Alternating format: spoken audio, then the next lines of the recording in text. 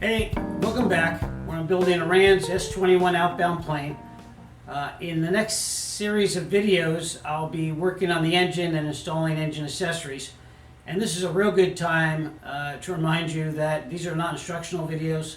I'm a first-time builder and I'm documenting my build, and it may have some interest to others, but they're not instructional.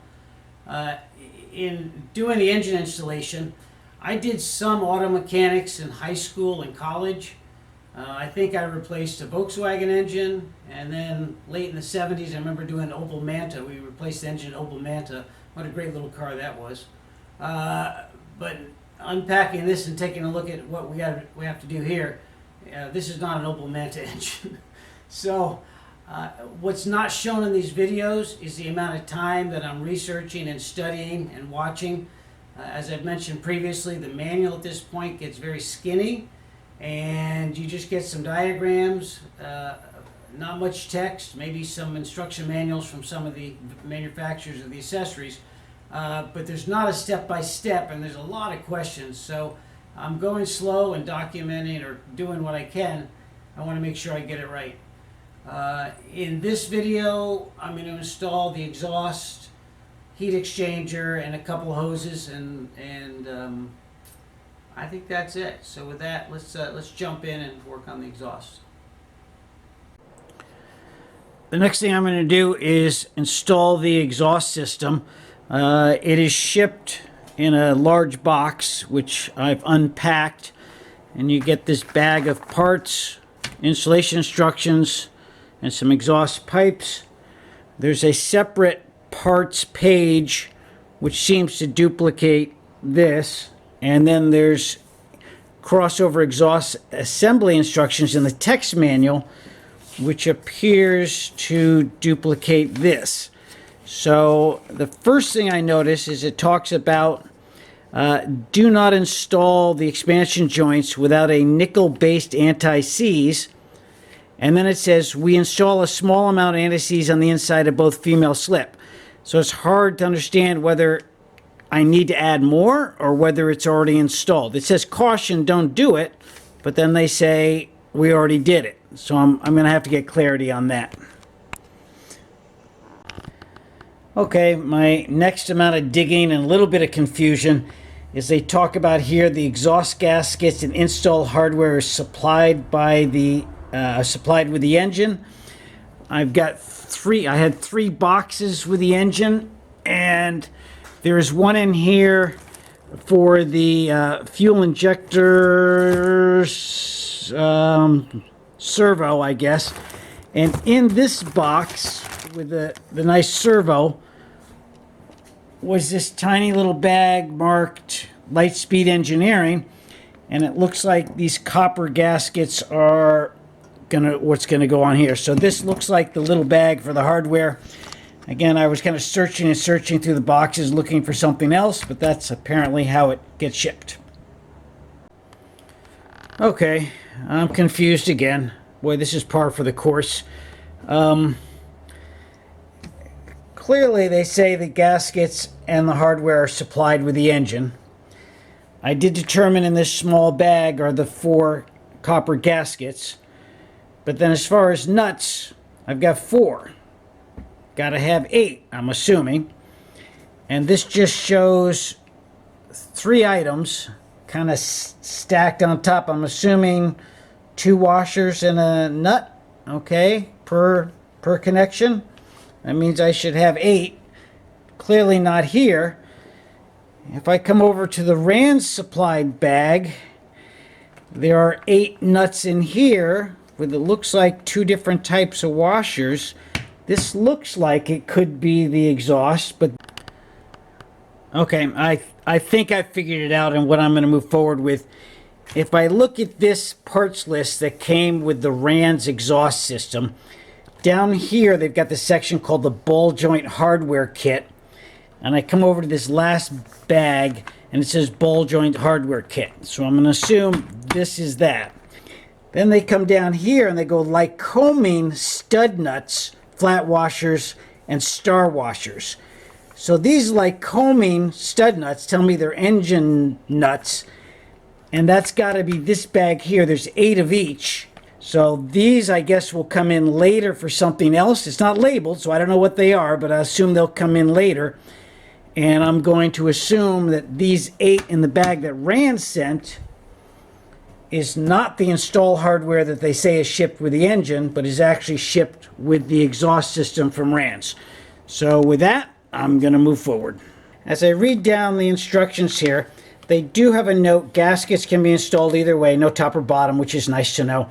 Then they do say stud hardware sequence, gasket, flange, washer, lock washer, nut, which is apparently this sequence right here, which I claimed was unidentified. They do identify it in the install instructions. Manual says put in the aft section first, which is this pipe here. It comes around, goes in front of this casing, and then comes up there. It looks like the next thing we're going to do is we're going to install this cabin heat exchanger to the end of one of the exhaust pipes, and they say no lubrication necessary, and they give you some hardware to do it with and some specific instructions to match it up.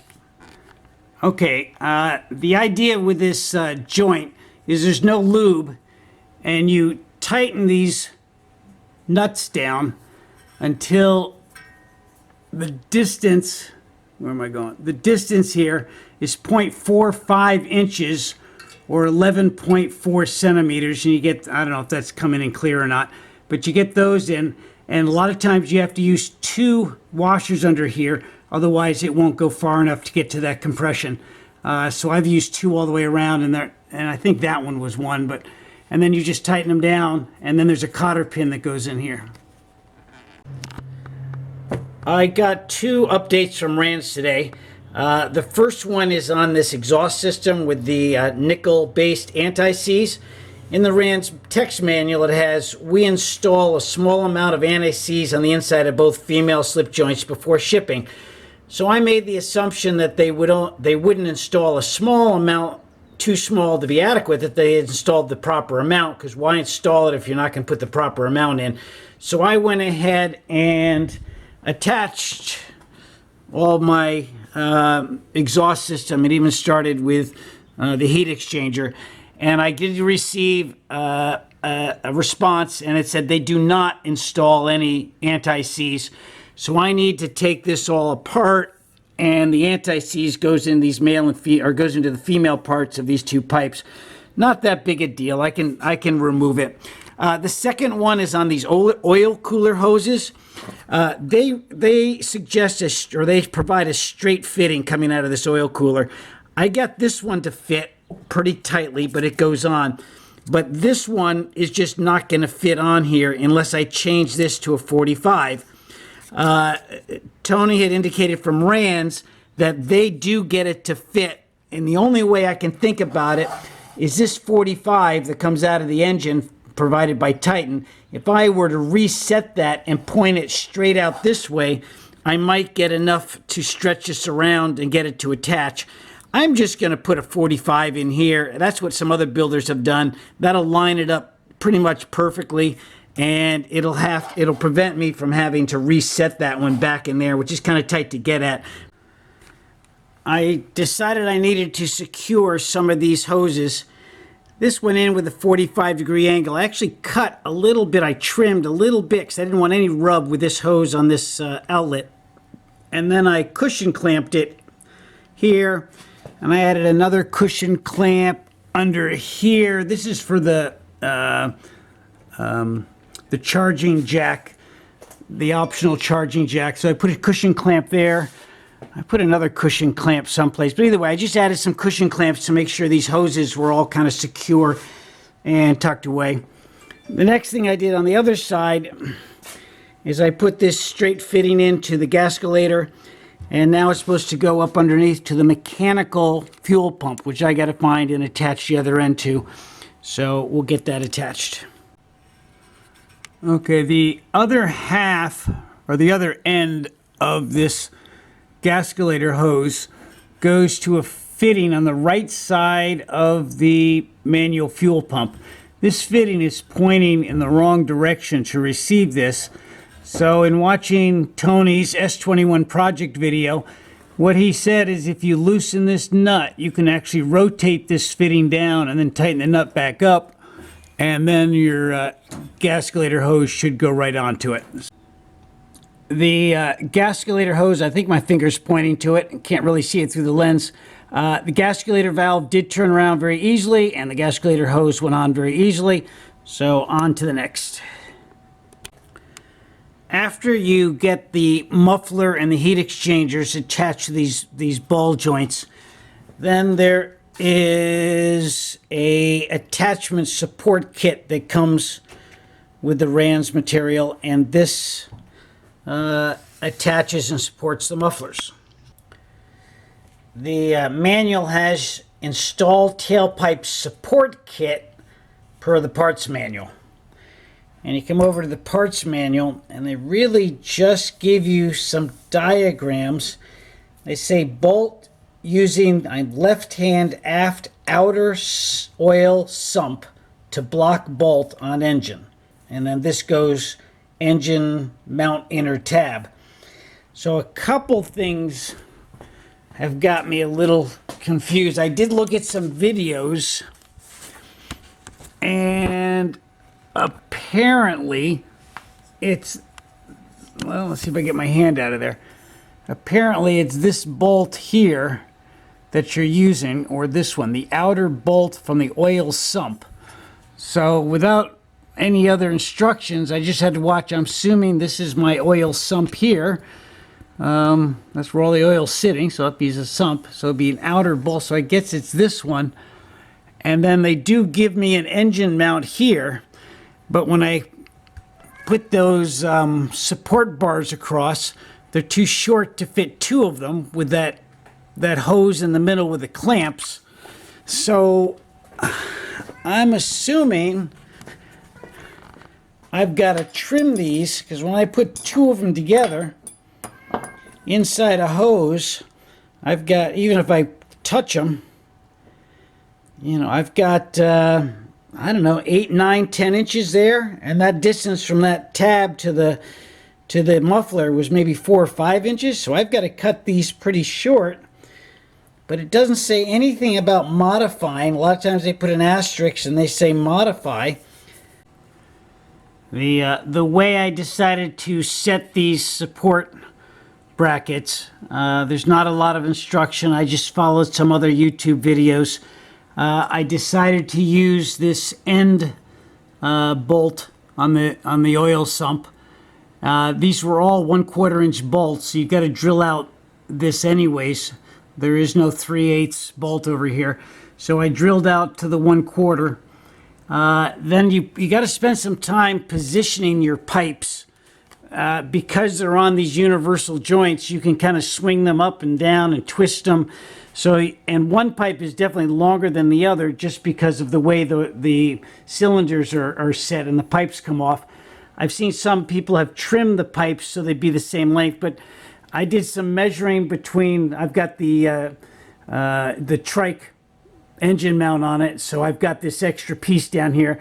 So I measured from this bolt, and then I eyeballed and kind of twisted them so they fit. And once I got them where I wanted them, I came up and fit these guys. I definitely had to cut this short. These each are cut here, and I had to cut this little rubber piece also. I decided to tie up this gas hose, which comes from the gasculator, and tie it up with a couple cushion clamps just to get it away from this muffler. It was still pretty separated, but I want to make sure that doesn't droop or hang down. I'm still a little worried about the amount of heat that kicks off towards the gas hose, but this is the way they show it running. And I'll check and make sure with my DA that that's okay. I've attached the muffler in this orientation. I believe, if I understand what happens, is there's a 2-inch hose that goes from here over to the heater, and then this one comes up to the baffling up top. So it seems having them positioned this way makes sense. We'll see how it goes together, but that's what I figured out so far. I got the second muffler brace in. You can see there's a tab here. I guess the later cages have, or mounts have a tab. I saw a video or two where they had to use clamps here, but there is a tab on the mount. And I ran that. I had to cut these a little short in order, and the tube I had to cut it short to make it fit because it's a pretty short distance. But there's still a gap in here for the flexibility of the muffler shake. And then this one goes up to the closer one of these sump valves. It's kind of back up in there. There's one that's a little further out, but this helped keep the mount away from, or as much as possible, away from this heat duct that's got to go over there. So I think I've got enough clearance. So there's the second one installed. Well, that's a good place to stop. That section took 19 hours. That brings the build to 1143.3 hours, and plug it along. The next video, I think I'm going to start working on the sensor wires, a couple more hoses, and just more engine work. So stay tuned. Thanks for watching. Remember, dream it, just build it.